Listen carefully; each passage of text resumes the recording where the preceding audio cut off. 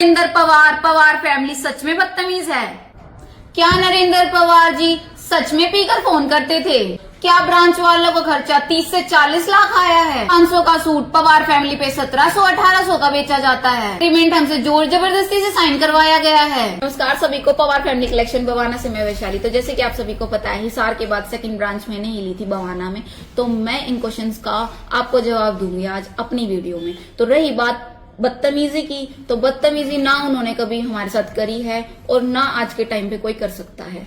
कोई किसी के साथ जोर जबरदस्ती नहीं कर सकता, पहली बात। और उन्होंने रही बात उनके हमारे रिलेशन की, तो भाई नेगेटिव पॉजिटिव हर चीज में आती है, सबके में आता है, रिलेशन में भी, फैमिली में भी और बिजनेस में भी। कभी भी ऐसे उन्होंने रिप्लाई में उनको कभी बदतमीजी से कभी भी आंसर नहीं आया। उन्होंने कभी बदतमीजी करी नहीं है, ना निधि पवार, ना निशांत पवार, ना नरेंद्र पवार, ना परवेश जी। कभी भी किसी भी चारों फैमिली मेंबर ने कभी भी हमारे साथ बदतमीजी से बात नहीं करी है। रही बात ड्रिंकिंग की, क्या नरेंद्र पवार सच में ड्रिंक करके फोन करते थे? तो रही बात मेरी, तो मेरे पास कभी भी ड्रिंक करके फोन रात को आया ही नहीं है। ड्रिंक करके तो बहुत दूर की बात है, कभी भी रात को फोन उनका आया ही नहीं है। उनका हमेशा मेरा फोन आता था मेरे हस्बैंड के पास, और मैं अगर मुझे कुछ काम होता तो मैं करती थी सिर्फ निधि के पास या उनकी मम्मी के पास, या उनका आता था बाकी रिप्लाई में।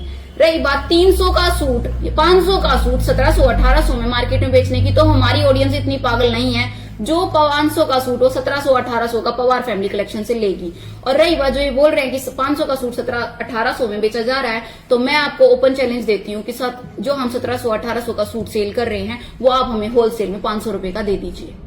ये मैं आपको ओपन चैलेंज में बोल रही हूँ। रही बात एग्रीमेंट की, तो कोई आज के टाइम में कोई किसी के साथ जोर जबरदस्ती नहीं कर सकता। एग्रीमेंट साइन बिल्कुल होशो आवाज में पढ़ा जाता है और सब कुछ देखा जाता है, बकायदा पढ़ा जाता है, फिर उस पर साइन होते हैं। कोई आज के टाइम में किसी के साथ जबरदस्ती नहीं कर सकता। रही बात दबदबे की या कोई किसी पे दबाव बनाने की, तो मुझे नहीं लगता आज के टाइम पे कोई किसी पे दबाव बना सकता है। आप खुद समझदार हो, हमारी ऑडियंस खुद समझदार है। रही बात बिजनेस की, तो बिजनेस में अप्स एंड डाउन चलते रहते हैं।